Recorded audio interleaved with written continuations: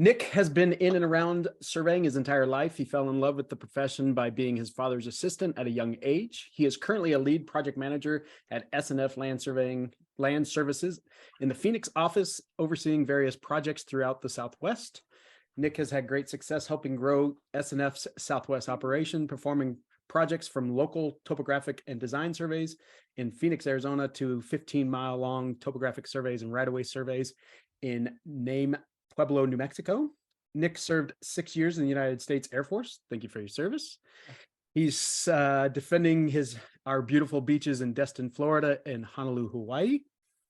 And let me let a couple more in. Hold on. Back. Let's see. Nick, as a staff sergeant in the Air Force, he won multiple awards distinguishing his leadership and mentorship skills, including Non-Commissioned Officer of the Year at the group level.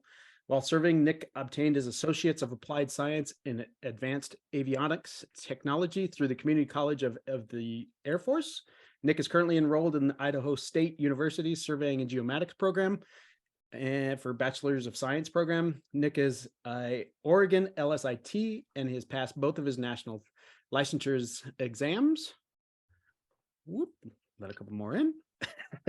There we go. everybody's rolling it. Nick, let's see. He plans to sit for state-specific exams in Texas later this year. Nick helped start the Arizona Young Surveyors Network with both Farah and Will. Obviously, probably everybody knows them through social media contacts. He's the Arizona State Coordinator. As much as Nick loves land surveying profession, his true passion is training and mentoring the future generations. Nick noticed there was no challenge in gaining interest to what we do. The true challenge was setting these future professionals towards a successful career. He created a mentor-mentee program, which we'll talk about tonight, to put the future professional on track towards a successful career in land surveying. So, awesome. I will turn it over to you, Mr. Nick, and we'll let you chat for a little bit, and then we can do some Q&A and some brainstorming type stuff at the end. So. Awesome. Thank you so much for the introduction, Trent. I let you guys in on something. I gave him an introduction, or like a bio, and it was way too long. And I mean, there was a lot of funny jokes in it, but I really appreciate you shortening it up so we can get on with this presentation. Yeah, I left out the bodybuilding awards and all of that. Yeah. But you kept the protecting the beaches, so that's right. important. That's right. All right. So yeah, like Trent said, I noticed that it hasn't really been hard to gain interest from young people that could become a surveyor. They're more pushed towards being an engineer, being an attorney, or something else, but they have the intangibles. The challenge was finding a place to put these guys, how to train these guys, and what's the best course of action. So just a little about myself. Basically been around surveying since I was a young kid. But the reason why I've been able to grow within the profession was because I had an amazing mentor. I remember the day that my dad said, if you want to be a surveyor, you need to know more than how to press the buttons. It all starts here. And then he reached over, he still uses paper, but he reached over, grabbed a paper proposal opportunity, right? And then showed me how he does research and how he does proposals, and then after that, he went and said, hey, Kate, we got this job, right? Let's get the crew ready. And then, just the whole concept, not just, hey, go out here, press these buttons, do this thing, or, oh, go over here and draft, use these codes type thing. He showed me, start to finish, this is what we do. We don't just, it's more than just being a technician. And I'll touch up on that when we go over a couple other things. But this is what we're going to go over today. Trent gave a great introduction. This is the overview. We're going to kind of discuss the issue. I know we've been discussing the issue quite a bit, and a lot of people are making some changes in different areas.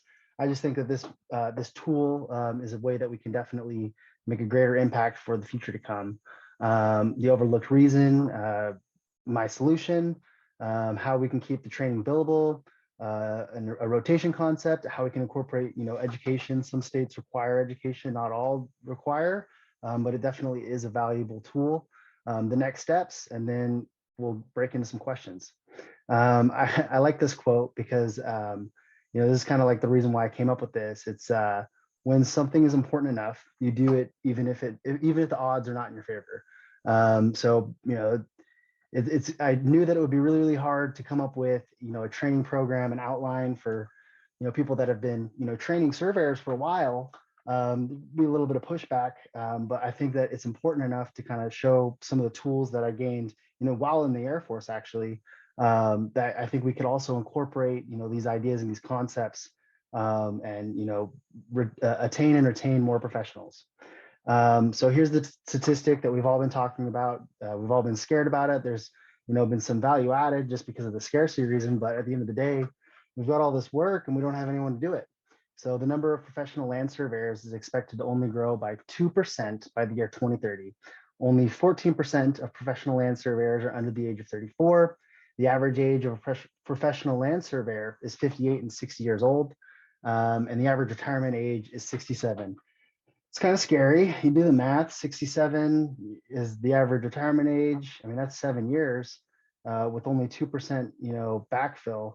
And, the younger, surveyors, there's not very many of them. So we've been discussing this, everyone's concerned. Well, let's move past that, right? Let's focus on, new solutions. Let's focus on ways that we can actually attain retain and attract these individuals. So here's a statistic.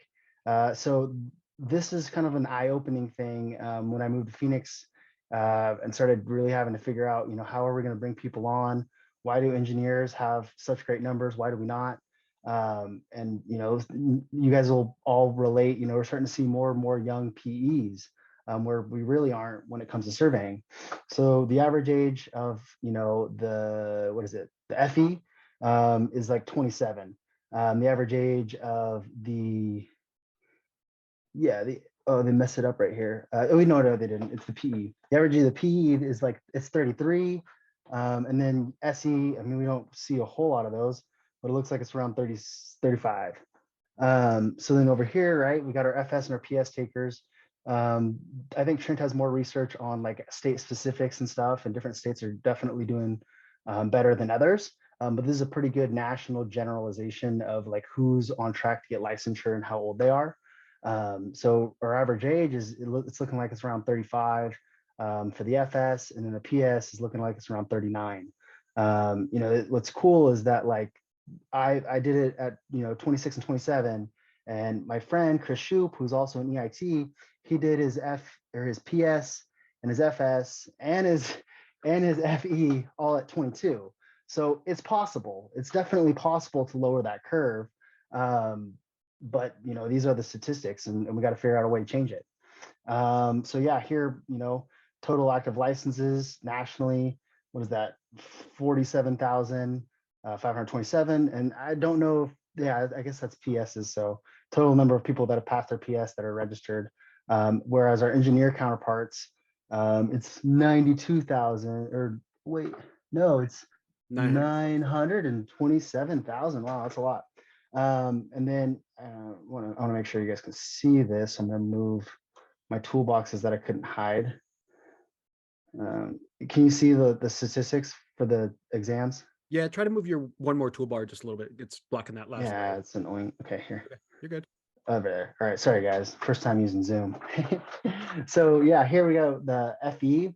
I mean, this was just a year, right? Takers, not passers. So we don't know. This statistic doesn't necessarily show who's passing it within the year that the NCS provided this, data for.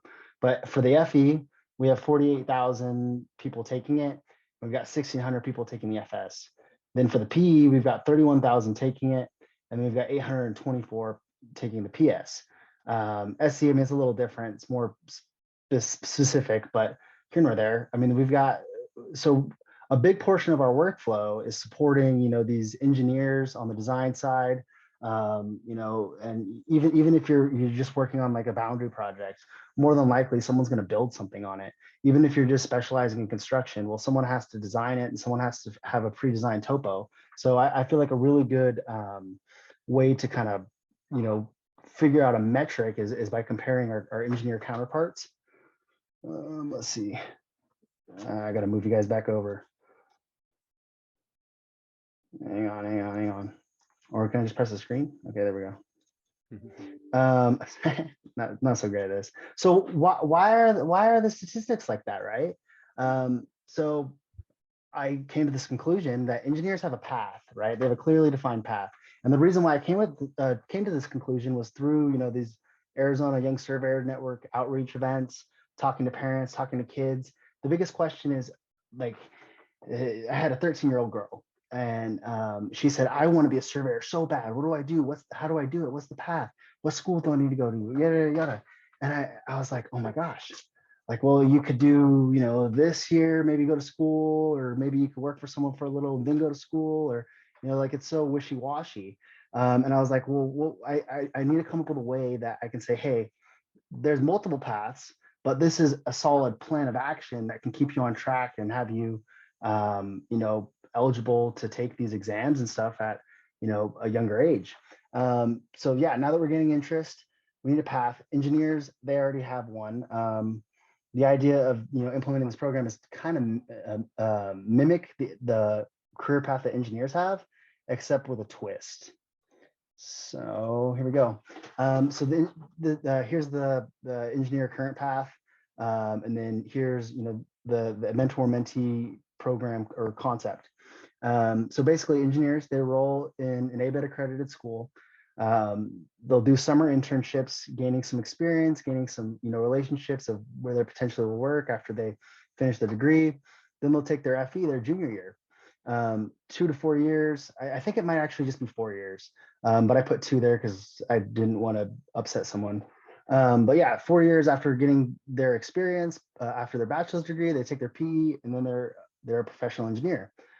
So back to those, you know, statistics, those numbers, the age of, like, average age of takers, you know, you could become a PE at a relatively young age. So the idea of this mentor-mentee program is, you know, gain the interest of the young kids. I mean, they don't necessarily have to be in high school, but this is a good way to kind of really outline it. Have them job shadow during high school, right? Like go right along on a project in the truck, you know, go sit in Trent's office and watch him answer emails all day. You know, go watch Rob Moore process a scan or something, or yeah, Rob process a scan. And then, you know, while they're in high school kids need jobs, right? On the job training, you know, during the summers or after high school would I guess be the idea, and utilizing this outline that I created. That fall, they could start an ABET accredited surveying degree program. You could go online, you could do brick and mortar. I'll discuss, you know, the pros and cons of both. And if they follow along with those two things, right, they could take their FS potentially by their junior year, or they can actually, if they're within their junior year of that, you know, degree program, they could take their FS. And then if the students worked, you know, 30 hours during the week, during the school year, they would be eligible upon graduation. I mean, that means that people at the age of 22 could potentially get their license. Not everyone will, but they can. So it's just a kind of a cool statistic. But the big thing about this is this path is for the right person. It's not for everyone. We currently have, you know, party chiefs and technicians that just really like what they do. They don't have any aspirations to obtain their license. They're really good at what they do and they really like it. So we should just continue to encourage them and not try and pigeonhole them into this program, because it just might be out of scope of what, you know, they're looking to do or looking to achieve. But for the right person, this is definitely, you know, a really good outline of how to train your replacement. Let's see, make sure my tools are hidden. It's hidden enough. Okay, so on the job training, right? What it does is there's an outline, basically giving you fundamental concepts with like realistic goals to meet them. I like the hours. Like I used to do, I had it as weeks, but I changed it to hours. That makes it a little easier when you're, you know, trying to keep budgets on track and things like that, while incorporating training. You know, you're going to provide feedback as a mentor, you know, check in weekly with these guys and girls, and make sure that they're aware of, you know, the objectives on their plate. Create calendar calendar, yeah, incorporate this within your calendar so that you are aware while they're progressing through this on the job training. And it's really easy to integrate, the OJT in with your workflow and also with their education curriculum if they're, attending an online university. And then utilization, I mean, if you stick to this and, they're the right person, you definitely can keep them 80 to 90% billable. I know that we all want everyone to be 100% billable, but sometimes people like take breaks. I don't know. I feel like 80 to 90 is a little bit more realistic with incorporating training and actually diving into like really mentoring someone. And then the strategy of how you keep them billable varies between whether it's an office or field task. All right, let's move this guy over here again. All right, so here's an example. I have I basically have this entire on the job training outlined, but I'm just going to give you a small example of what I'm talking about and then break into it a little bit more. So basically, it'll be a task, right? Like a line item. And it's like basic field practices and terminology. And then they need to be competent with it or within 0 to 500 hours. And then it's kind of mimics what I think it's California's DOT or California Caltrans, there we go. Caltrans is what they have for their on the job training, except it breaks into it a little bit more. It's a little easier to follow. Instead of just saying like field notes, right? Like someone that goes, field notes, how am I going to train this person on field notes or make sure they're competent with it, right? It's like, oh, they can set it up to fill it out correctly. Okay, they could do that. They understand, the field note terminology, like this type of stuff, whatever you have within your work center. Like, oh, what about feature codes? Like, figure out how to access and have, like a feature code list, really easy. General idea of what the codes are, like this is how you start a line. This is what you use for this point. Kind of you can take notes, just really easy outline for you and whoever you're training to follow. Then, with that, right, you often hear, oh, well, we don't have time for training. Well, there's ways to keep it billable. And it's not, I mean, like I said, right, like this isn't for everyone. Well, this concept isn't for every, quote unquote mentor. It's for the type of person that's willing to take a little bit of effort in the beginning, and then over time, see someone, add a lot of value to their work center. So example for the office, right? You start a virtual surveyor project. I actually find that really easy to transition someone into the office because it's a lot more basic, a lot more like a video game than CAD is. And then after they understand how to create a tin from virtual surveyor, it's easy to translate that to like Civil 3E or something that's a little bit more complex. But yeah, basically first you're going to walk them through how to set the project up, show them a bunch of little different tools and stuff, and then you'll task them with like drafting like one feature. And then after they get done drafting that one feature for that entire project, then you come back and you give them like, oh, all right, now you know how to draw lines. I checked it, okay, and then you just line them out on the rest of the lines, right? And then you just write it on a piece of paper, hand it to them. And then you start introducing more concepts on top of that. So it will take you, as like a trainer or a mentor, maybe 5 minutes each time that you go and sit down with them. Depending on how much they ask questions, that's when it starts to become a little bit of a hindrance. But if you do this part right, like if you take the time, the 5 to 10 minutes to really line them out, I mean, you'd be surprised, especially with these younger kids. And then, like in the field, the most effective way I've seen to use like this mentor-mentee concept in the field is, I don't know if Tate's here, but he's like my best example, is you kind of treat them like a party chief, but you're over their shoulders, right? You're watching everything that they do, but you basically say, all right, so this is the objective today. Like we have, we got to go like just a simple lot. Let's go simple lot, boundary, and topo, right? We got to find these monuments. Here's our record map. Here's our distances. We're going to go out and we're going to look for these. They might be over here or here, right? And then you're like, all right, we got to do a topo. Looks like, on this line out sheet, these are what we have. So let's make sure that we get all these different items. And then you just hand it over to them and you just kind of watch them and make sure that they're doing what they're doing. I feel like too often we have crew chiefs that are really focused on, making sure that they get things done, quickly, and there's a time for that. But if you start putting someone in that position, I mean, we're talking about the Y generation. They're going to learn it a lot quicker and add a lot more value to your overall success, rather than having them shadow, for 2-3 years.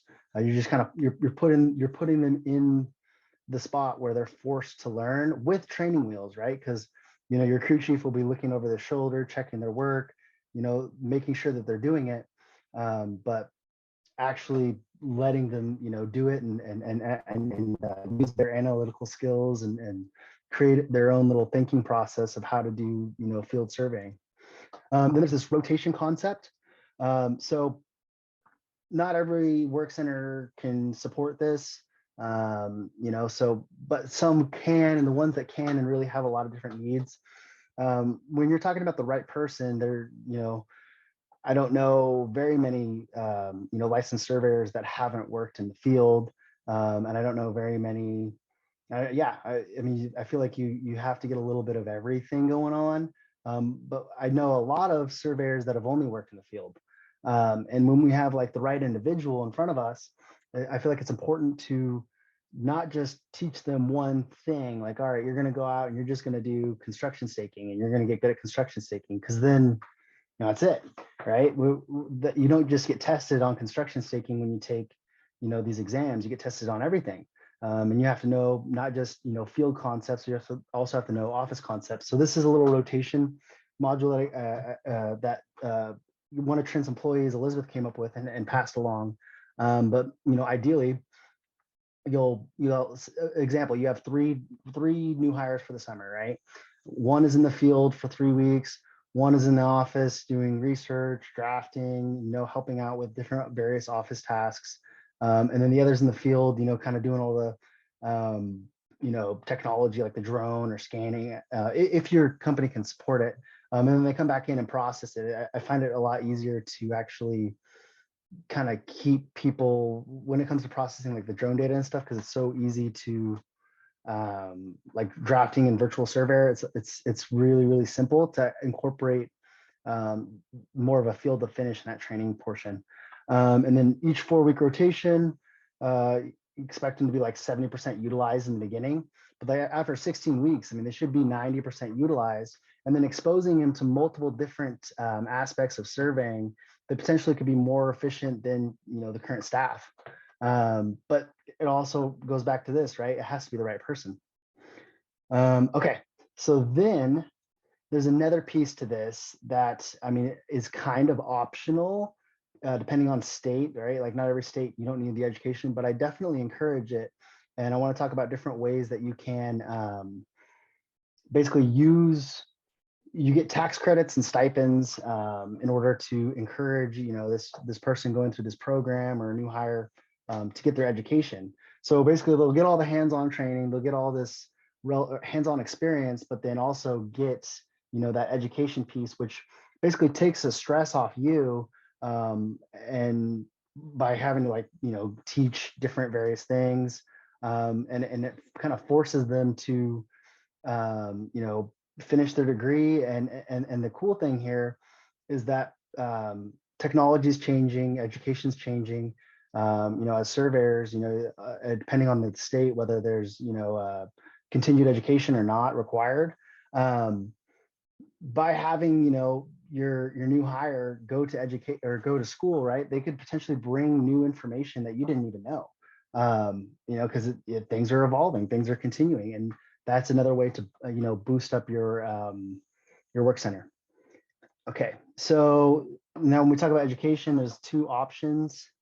Here, I'm going to move this off the screen.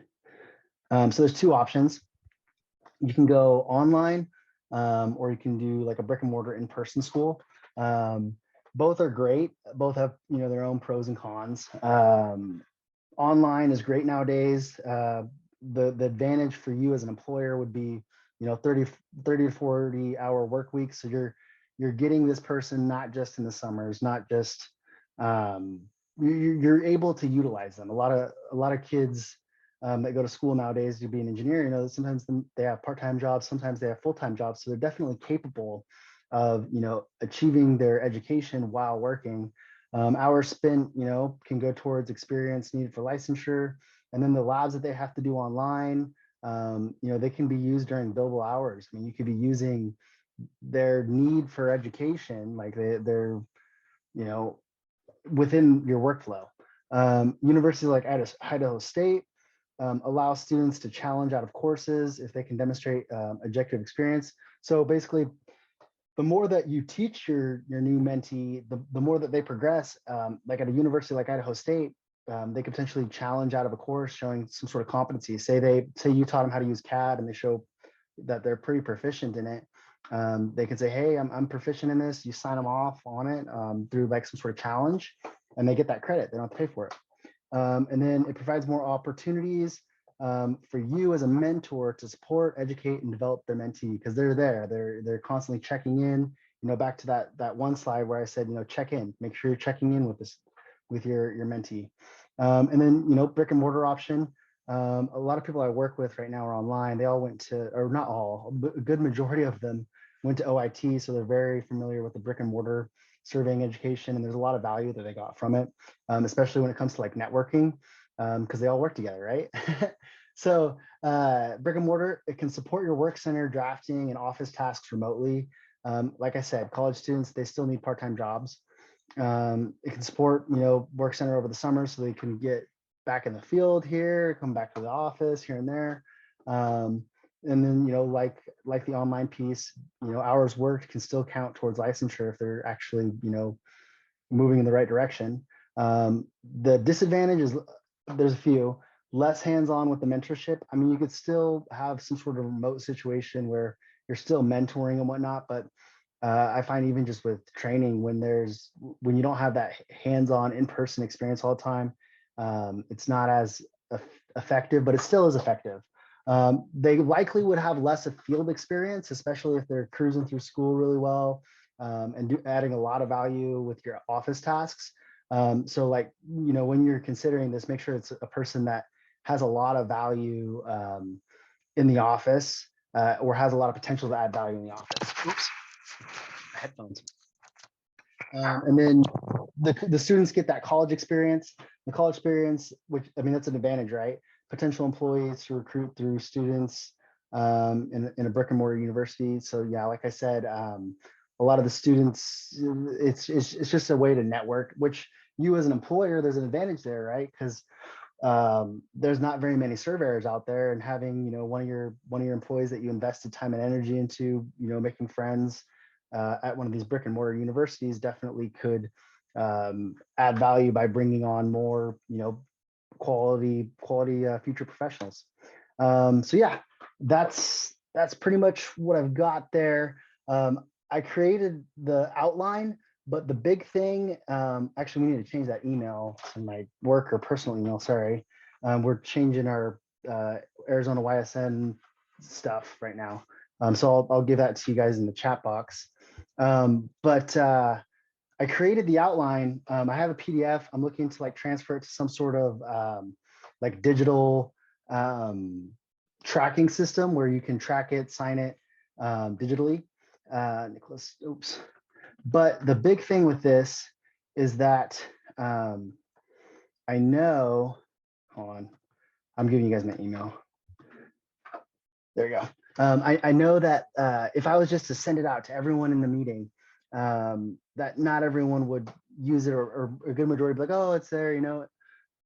If you reach out to me, I'll give it to you, I'll kind of give you a rundown, and I'm offering you potentially people who don't have a whole lot of experience, you know, implementing something like this, the opportunity to have me mentor you in mentoring, you know, these younger guys. So let's see.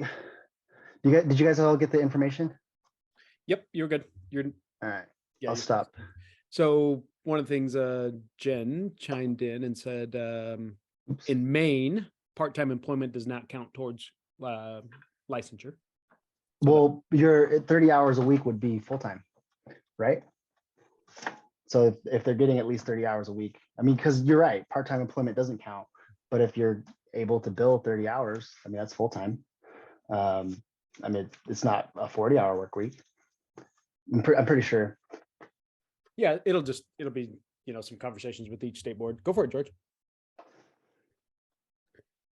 Nope, muted. There we There go. you go. Okay, we had a young lady at the firm I was working at before I just recently retired.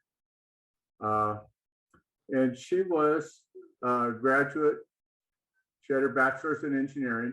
She had taken the PE and passed it, and she was just working on her experience to qualify her for licensure. And she started watching what we were doing. There were three of us there that were land surveyors, and she started watching what we were doing, and she became interested in it. And so we started giving her stuff to do to help us out because we didn't have the staff we needed, which is always the case, it seems. And so she ended up saying, I really would like to be a surveyor. So we got together with her. We took her over and sat down with the state board and talked to them. We reviewed her transcript with them, and they said, well, you qualify for this, and this.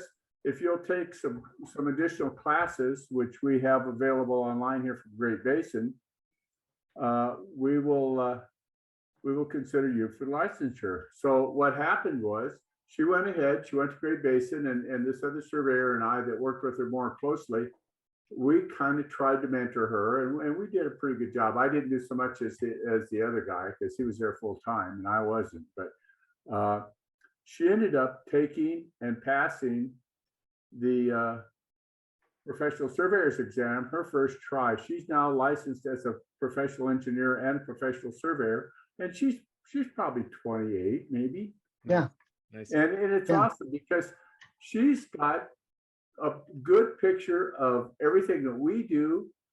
Plus she's got a picture of what engineers need to do what they do. And that's a big part of the equation that we miss a lot of the time is the engineers don't know what they need to ask for. And we don't often know what they really need because they don't know what they have to ask for. Some of us that have been in the profession a long time have a pretty good idea what they need. And then I have a question I'd like to ask. Does anybody have an idea what a starting engineer makes? Because I don't. But I don't know. I think surveyors make more now.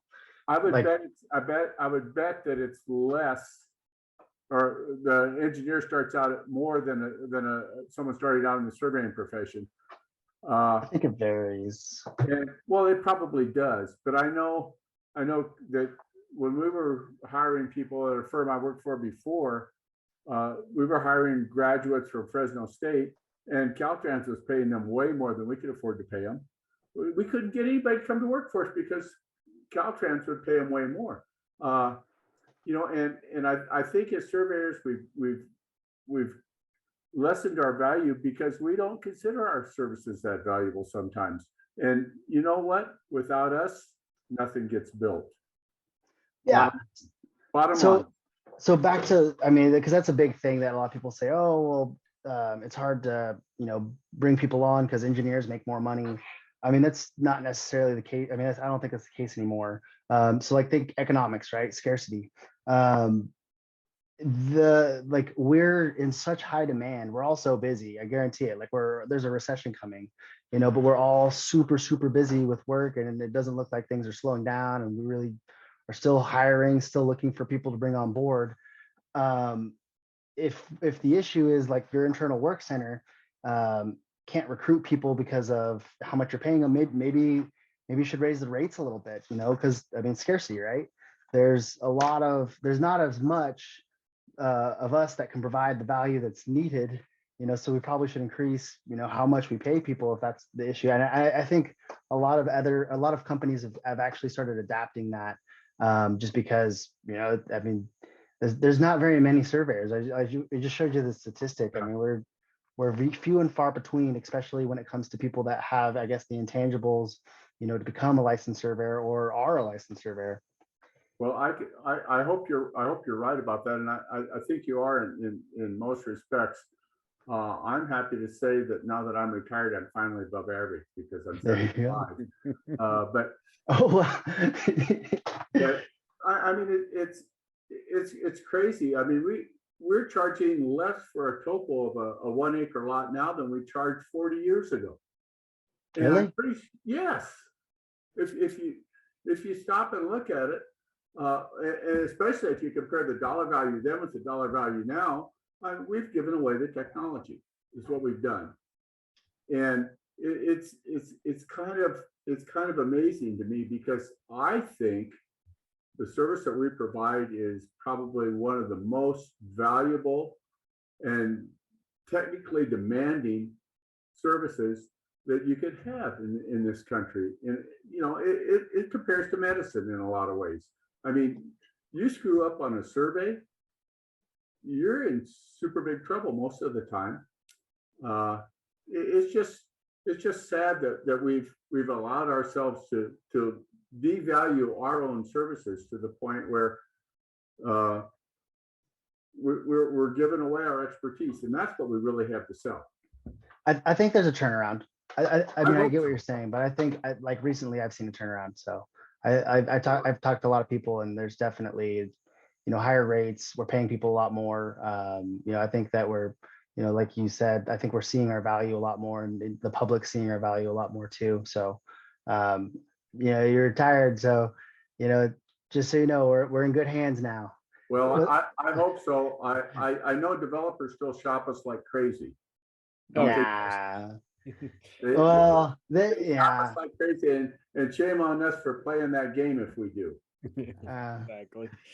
I George, think that we that's got a couple another more. question. It's Yeah. Dan, then Michael. Go for it, Dan. There you go. Yeah, Nick, I kind of like what you said, especially when you said give the controls over to a new person. Oh I yeah. think that's Oh yeah. important because you don't want to sit around there and just pound hubs all day long. So other than Trigstar, I brought a couple of young guys out with me, high school kids, to try to at least introduce, because I didn't know what surveying was until I was like late 20s. And so what are, and maybe you said this, I apologize if I missed it, but what did you say is the catch? I mean, how do you get the young people to look at this as something exciting other than, and I'd be the first one if I was in high school. I hated math, freaking hated it with a passion. And now it's actually kind of fun. If you tell somebody you're a surveyor and you show them a plat and there's bearings and distances and all this kind of stuff on there, nobody can understand it, they're going to get scared away right away. So what are you selling? Okay. So a couple things actually. It's cool because I'm a millennial, right? So I kind of relate. I mean, I'm an elder-ish millennial, but like I relate to, I guess, this younger generation a little bit more, so I kind of understand them.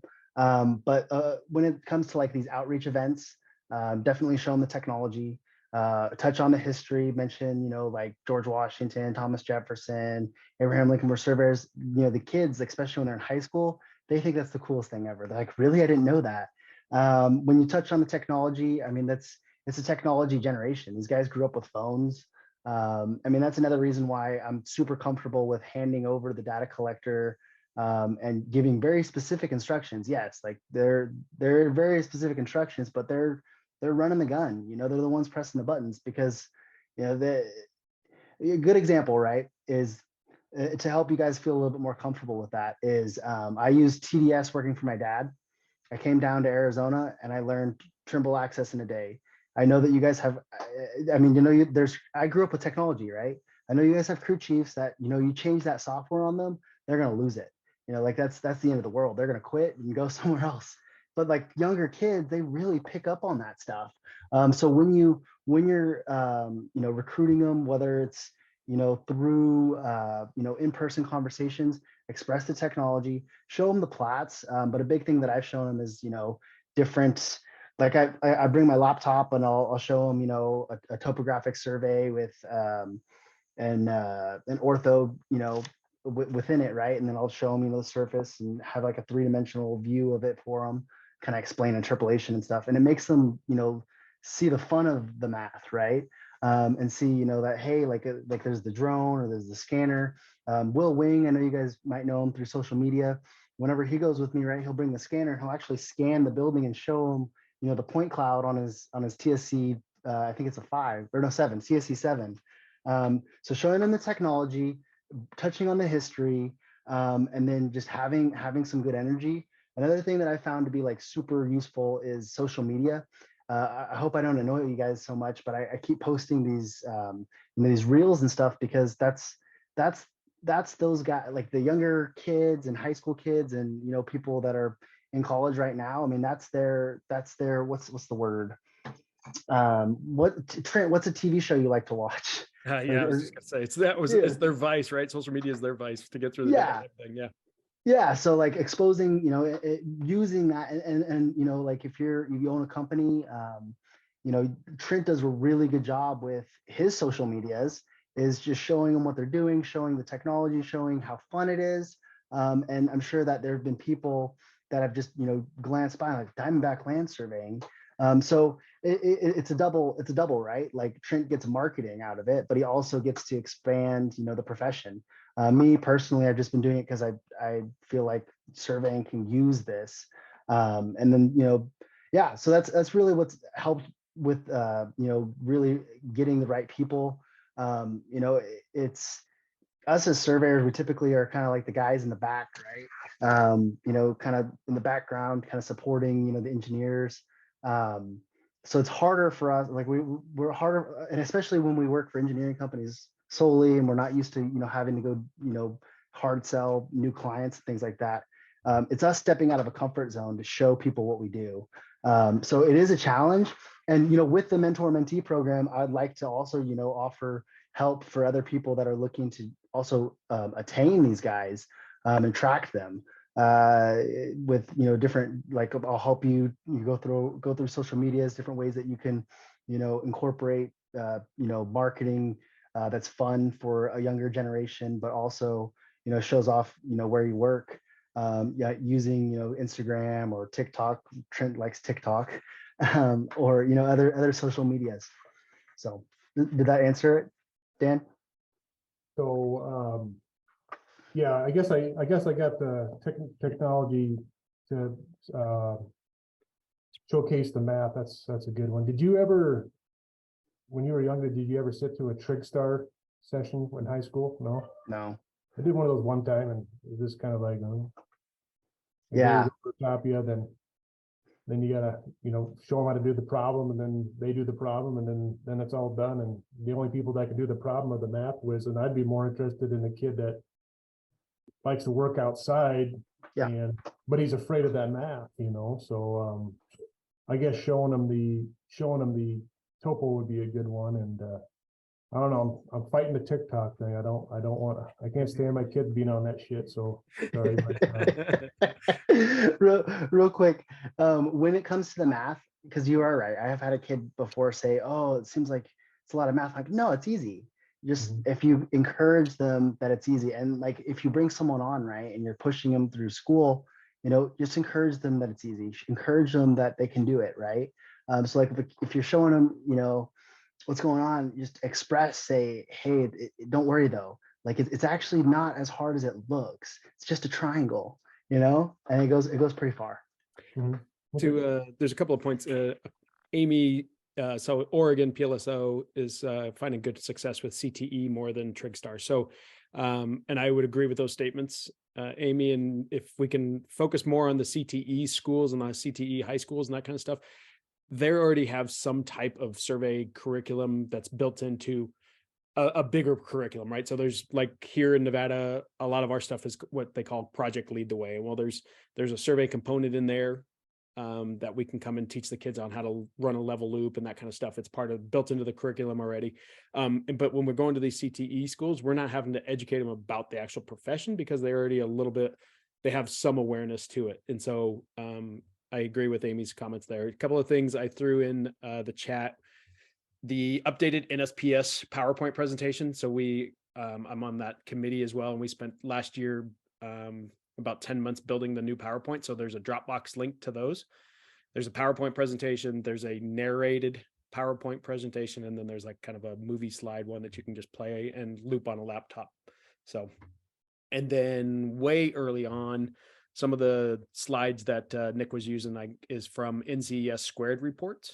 Yep. And so there's really good data in there if you guys want to just go back, and there's squared reports all the way back to 2014. The 22 squared reports have not come back out yet. So just to catch up on the chat there a little bit. It was I showed 21. Sorry, Yeah, I no, showed you did. 2021. So you guys know. Yep. Okay.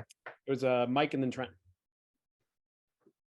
Hey everyone, just want to say thank you, Trent, for putting these things on. I'm pretty new to this, all your weekly videos you put on, so I'm really thankful for this.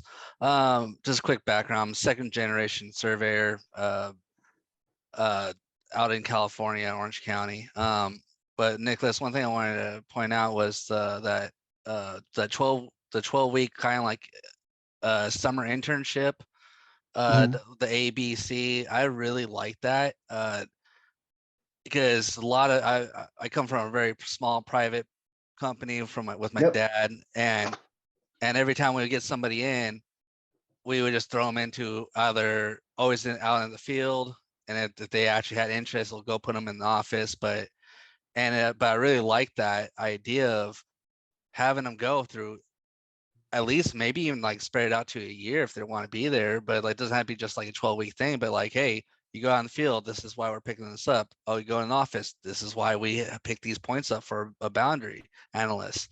And then all the other, and then also doing the other parts of it where you're dialing it in and using StarNet and all that fun stuff.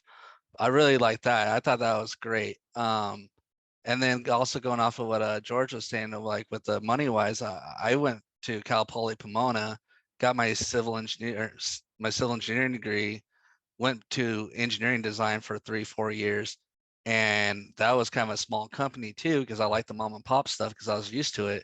And they told me that I asked for this amount, this ABC kind of money. They're like, oh no, we barely pay our PEs that much. I'm like, okay, well then I could go over to Caltrans. I'm over at Stantec now, and they're just like, oh yeah, here you go, because you have the experience, you know what you're doing, and you have the engineering side behind it.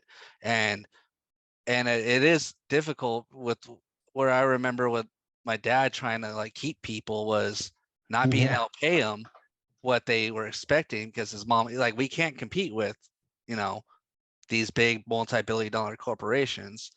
But and then when I go to another and the engineering side too, but when I discovered that going into like a big corporation like Stantec or Caltrans, the engineers are still making the same amount of money as in like a private sector, where the surveyors are now making more than the engineers, and which I think is a great way to get more people more excited about surveying and say like, okay, what is this surveying all about? What is this? And I've always I was at my school, I was part of the CLSA, California, back in, the California Land Surveyor Association. And that was one thing I always try to emphasize. I recruited kids out of ACEC to get them into my like student program. And I wanted them to like, hey, like if you guys know this, go like think about it. Like there's all these big corporations have surveying into it. Maybe you want to look at this. Maybe you want to like look at what this side of the wall is, because a lot of people say, well, engineering is engineering, but I mean, there's so many different aspects of engineering. But with surveying, I think it's such a great way to go right now because, like you said, the average age is 58. And I'm talking to like 18, 20-year-olds. I'm like, you guys are going to come in here and take this whole thing over, and there's not going to be many of you. So now think about what like how much more valuable your expertise are going to be. Yes, and that's something that I've mentioned so back to what you're talking about, Dan. Another thing that really got interest was showing, and just it's crazy that these kids understand economics. It's like think about supply and demand. They're like, oh yeah.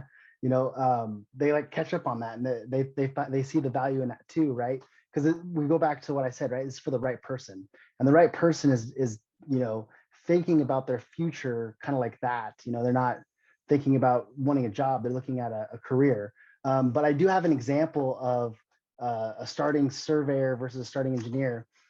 Tate, he was the first person that I implemented this, mentor-mentee program on.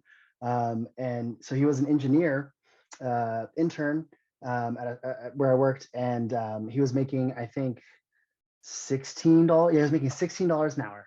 And then I ended up convincing him to come over, finish out the rest of the summer as a surveyor, and taught him a bunch of stuff. And then at the end of the summer, in order to keep him on board, so be, starting engineer, $16 an hour.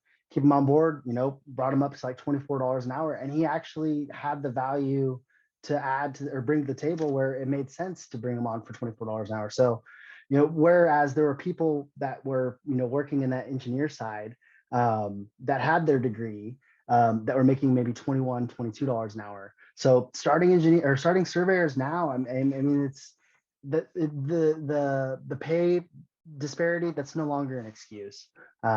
If it is, then we probably should raise our rates.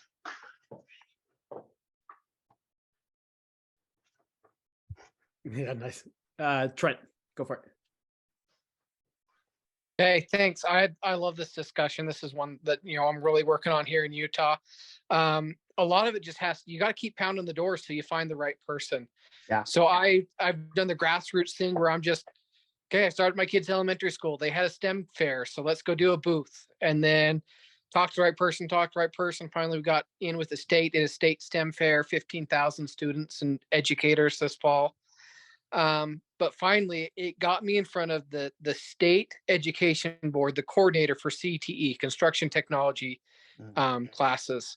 And I found out a lot of our high schools have a survey in their construction course. They have a survey module. It's like a 2-hour module. But guess what they're doing? They're doing stadia leveling. I haven't done stadia leveling since I was in high school 30 years ago, right? And I just had a conversation. I've got 400 surveyors that are willing to go sit in your high school, bring a gun and a scanner and a level and a digital level. And so we've just started at that level, pounding pavement until we hit the right person. And now we're talking to the State Board of Education about how do we implement surveying in high schools, update the modules, and just get that exposure right there. The other one is, the CTE, but the other is interns. I had an intern this fall, started out as a drafter because that's what he wanted to do. And that's what, for a high school kid, that's what he had time to do as well. Because you only get 2 hours a day, but he's already talking about coming and joining me this summer. He wants to see what the field guys do. And for me, it was free labor to get caught up on outstanding surveys that I was way behind on, but now it might turn into a field guy and a future surveyor. So it was great. Yeah. Yeah. Good job, Nick. I love this discussion. Thanks for putting this together. Yeah. And I created a tool, basically that outline, right? To when you get these people that are interested from, pounding that pavement to use, all I ask is that you just kind of reach out so I can give it to you. I want to give it to you, right? But I want you to want to have it, kind of thing. So, I left my email in the chat. I hope you guys all have it. So just feel free to reach out to me and I'll end up sending it on over. And then, if you ever have any issues like, hey, I don't know if this guy's a good fit or not, or if you're struggling figuring out how to implement it, just let me know and I'll definitely, help you through it. Yeah, I'll shoot your email and the reply emails as well. Okay. I threw in a couple of articles that I'd written for our Nevada Traverse. I'm the editor of that magazine. So there's one about workforce development and there's one about outreach efforts as well. You guys can find them on the Mentoring Mondays website under resources if you didn't grab them through the chat. But there was a couple of things. There's a lot going on in the chat, but Rob talked about CT or the CST. We use that for a lot of the younger kids just to kind of get them involved in the profession and getting them, so that they can at least have a little better understanding. The the CST program is a good matrix to get the kids studying and working on their own personal development. And so if you guys have not implemented that, it's good for that kind of stuff to keep the kids nose in the book and going from there. But a couple more things on the bottom here.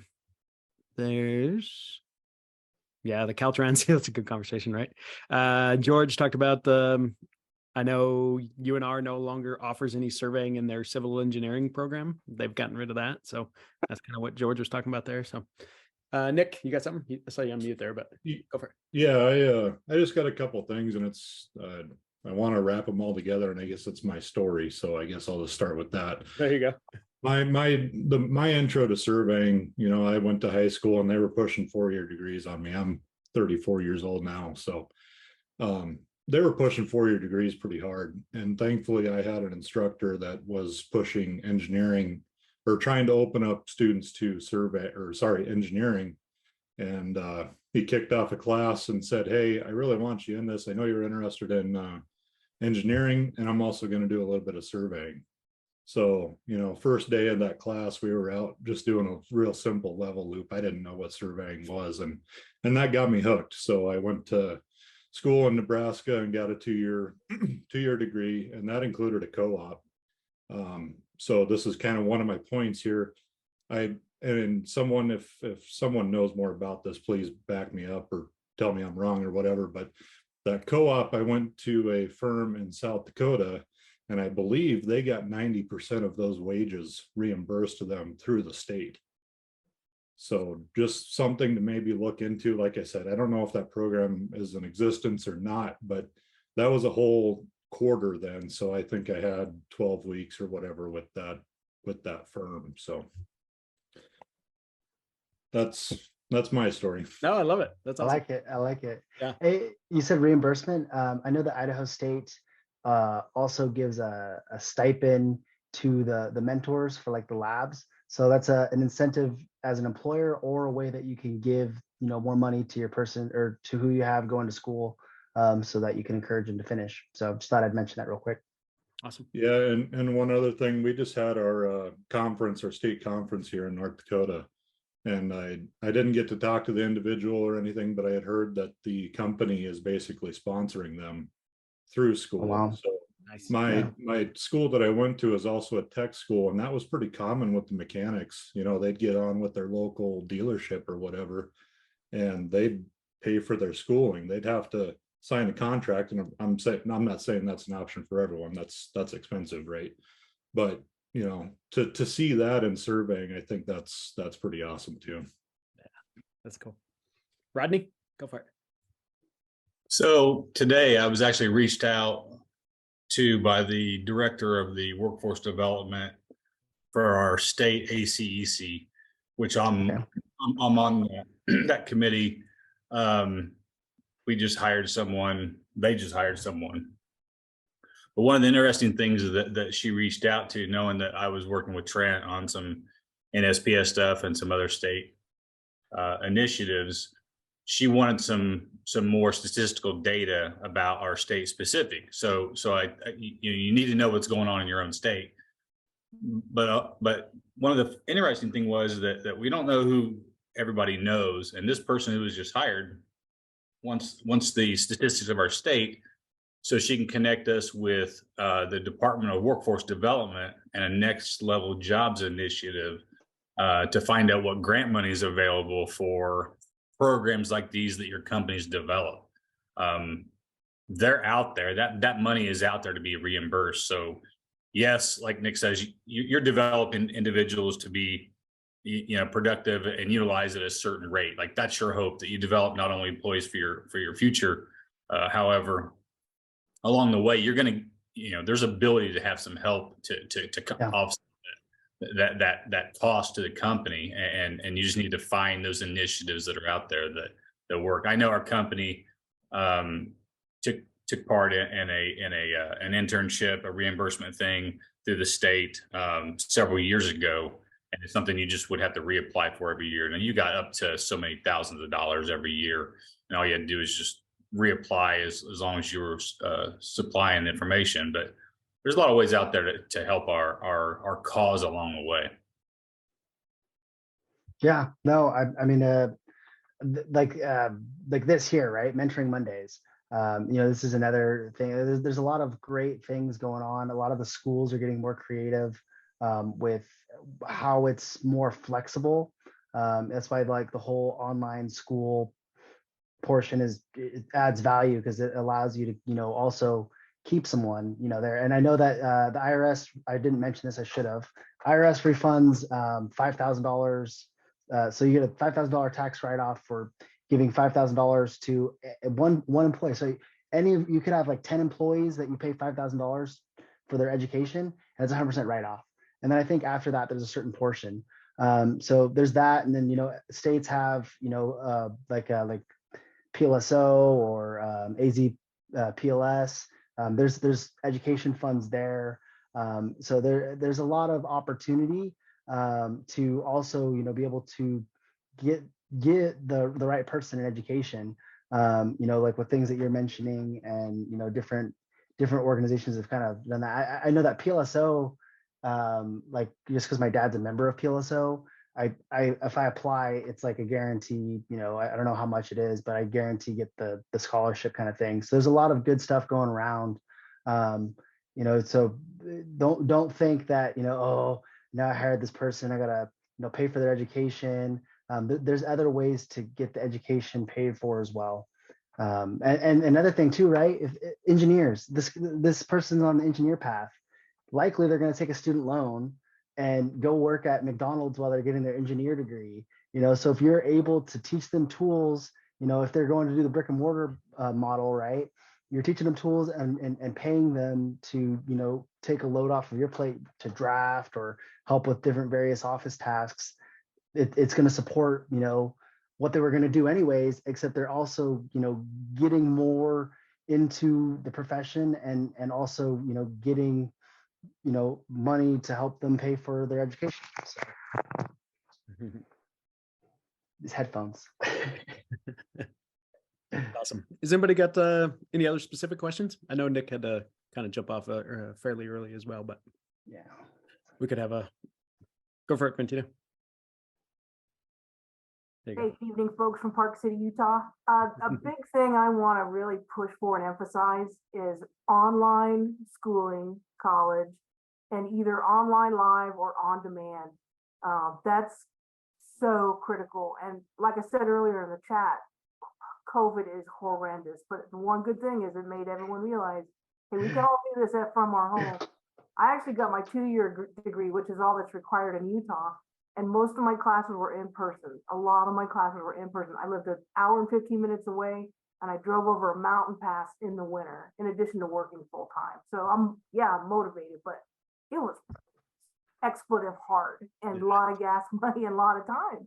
So I really want to push all universities, and any of you teach, John Stahl, I know you teach, online is where it's at. And so that's my 2 cents for that portion of the conversation. Thanks. I just said it in the chat. If you're uncomfortable with, oh, they're not getting a true education, my wife goes to law school online. I mean, they're effective now. COVID made it effective. So you could definitely have someone adding value to your team, getting their education at the same time, and working towards that license. Yep. Go for it, Jen.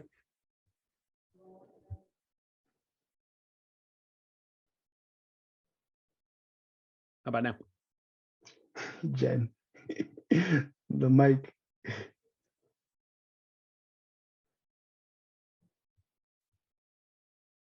Denied. Uh-oh. You should shoot. Shoot. Just type it out. There you go. While you're doing that, we'll go to John. Go for it, John. Yeah, I just wanted to say that, just kind of feeding off of what Martina was saying about the online stuff. I've been running my online boundary law classes for quite some time, and the vast majority of our associate degree program is online. And even the UVU, there's a good portion of the bachelor degree program there that's online. They've only got 70%, I think, of theirs online. One thing right now, my boundary law class, I've been teaching that for 31 years this year, and they're looking at ending the program in 2 years. And Wow. the only reason they're ending the program is because of body count. Right now, this semester, I've got 5 students in my class. Normally I run between 7 and 15, sometimes as high as 20, 25. The last few years body count's been down. And so we need to be getting the body counts up. And one way we can do that as employers is make education a condition of employment. You want to Yeah. hire somebody? Yeah, we'll hire you. But I expect you to be signed up and enrolled in a class, whether I pay a portion of that class or whether, you know, we do something, or I get them set up with a scholarship program, which we have several available here in this state. We have scholarships that go unclaimed. But as an employer, it's the employer's responsibilities to be getting their people educated and giving them those opportunities. All our classes are online evening classes, so it doesn't even have to count into your work days for the most part. So I'd encourage everybody out there to, every employer to be making a condition of employment. You know, just take one class. Just encourage them to get out there and take a class. Then they'll take another one. And as long as they're enrolled in something, yeah, you'll be hired. And you can promise, you know, yeah, take a class, show me a good grade, I'll give you another $1 an hour, $2 an hour, Yeah, whatever. I like You that. know, get some incentive out there for education, because if we don't support our education, we're going to be going the way of I didn't catch what state that was or what college that was that you were just mentioning that yeah, they're shut their program down, and I hear about that all the time. Going around to different conferences and stuff. The programs just can't hold themselves because we can't get the bodies in the seats. And yet we've got plenty of employers out there to support it. Yeah. We ought to be easy 30 people in a session. And there's no way we can even repopulate our own profession without doing it. Yeah, you just got to be open-minded to, I guess, these kids that are looking for a profession. You know, you got to be open-minded to the fact that they're young, yes. But I read somewhere where there was like a 16-year-old engineer, you know, and he had like a PhD. Like there's people out there that can do it, you know, and utilizing something like this on-the-job training outline and pushing them towards education and using, you know, different resources like, you know, your tax break or different stipends, or, you know, these scholarship programs. I mean, it's very, very doable, but you just have to be open-minded. And it looks like you're very open-minded to it, John, and I really appreciate that. Yeah, and you know, if we encourage those students to be there and in those programs, it's going to help the program to survive, but it's also going to really help supply our industry with educated people that we need. Yeah. And right now, you know, there's all the big hubbub about Biden's opportunities or offers to pay for everybody's education retroactively. And so students are looking for, how am I going to work and get an education and be able to get educated without coming out saddled with debt? Well, we ought to have we can easily as employers provide for those opportunities. And so that employee gets through that education program at the same time he's done with the experience level. And now he's cut his time in half and comes out of there debt free on his education. Yeah. Yeah, good points. Jen, did you get your mic fixed? I don't know. Did I? You did? Yeah. Okay, so 3 things now. Oh man. So I'll go fast. So I want to correct what I said before. And it's in Massachusetts, it's if you're a full-time student, the work that you're doing doesn't count towards licensure. So, but if you're part-time, I think you can kind of run it by the board first and get their approval that the work, like if you're full-time working and part-time in school, you just make sure that it's going to count before you assume it will. Just sit for another state. I mean, Yeah. I don't know.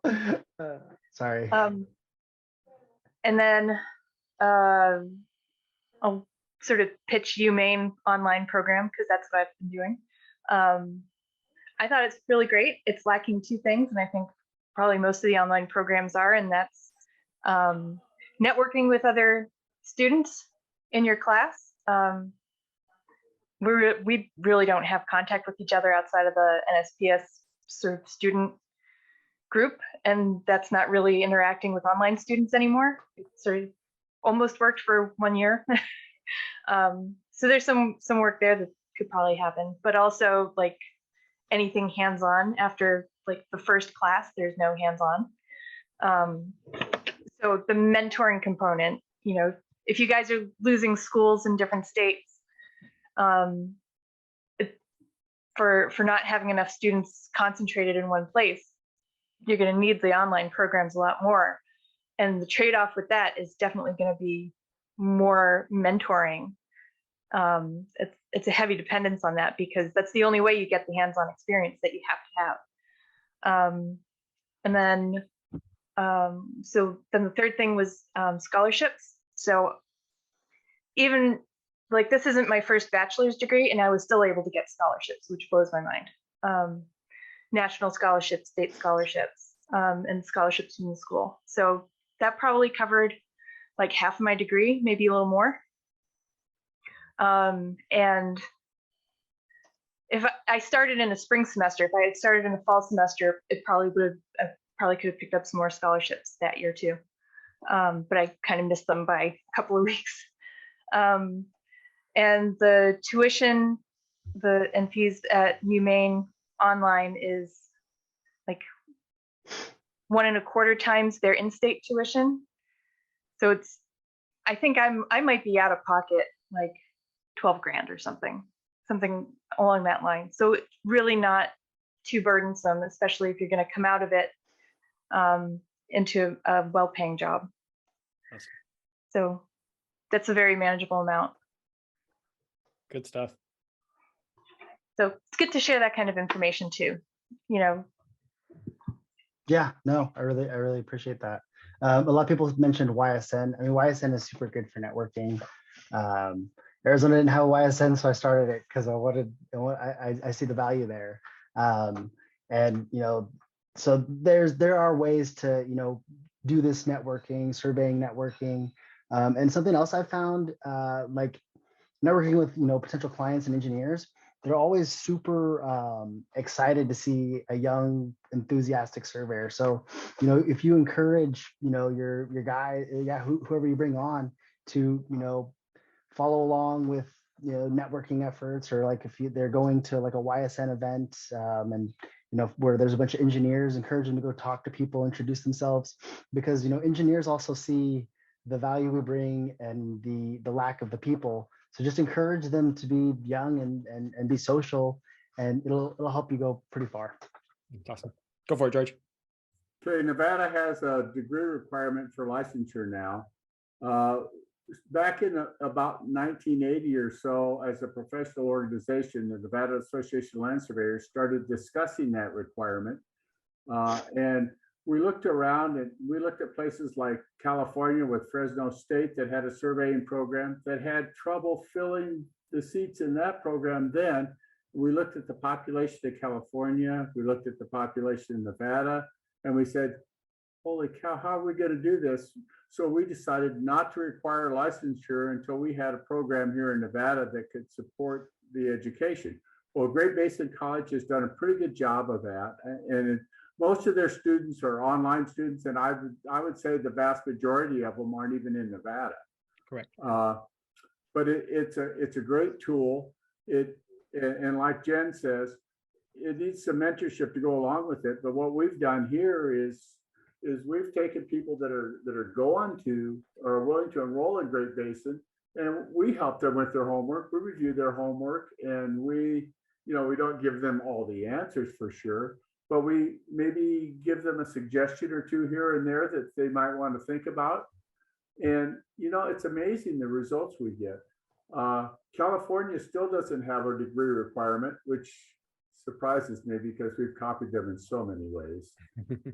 But it really is a benefit, I think. And Jen's right, you need the hands-on experience, but Great Basin does a good job with that. I think with weekend labs and things like that are required along with the online courses.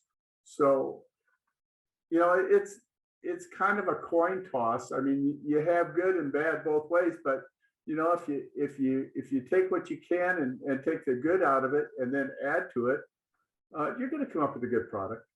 Yeah, exactly.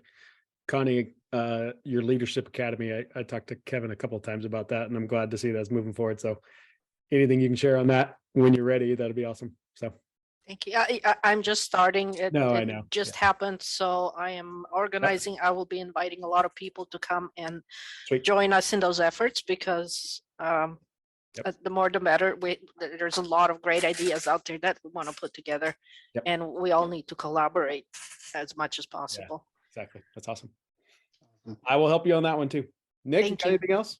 We good? I know you got to give up your families. Though. Yeah. I just mentioned real quick because we were talking about Yeah. Great Basin. Really cool online university, Idaho State. It's 100% online, and they offer where some like I mean, all of these are great, right? But a really cool thing about Idaho State is they offer every single surveying course throughout the year instead of having, you know, because they have the teachers to support that, which is different than other universities. And then the other thing is you're only charged in-state tuition because it's 100% online, whereas other universities might charge out-of-state tuition. So yeah, just free plug. Don't get used to it. I love it. Well, great conversation. We could spend, 3 more hours going back and forth on this particular topic for sure. So we'll whatever you want to share with me, I can pass on this week when I do the follow-up email. Awesome. And then shoot me whatever you got, and I'll shoot your contact information as well. So awesome. Great conversation. Great. I got a copy of that chat because there's tons of stuff going on in that chat. So it saves down, but sweet. All right, Awesome. everybody. Have a good Bye. week. Thank you guys for coming. Thank you. Bye, guys. Thank you. Bye. Right.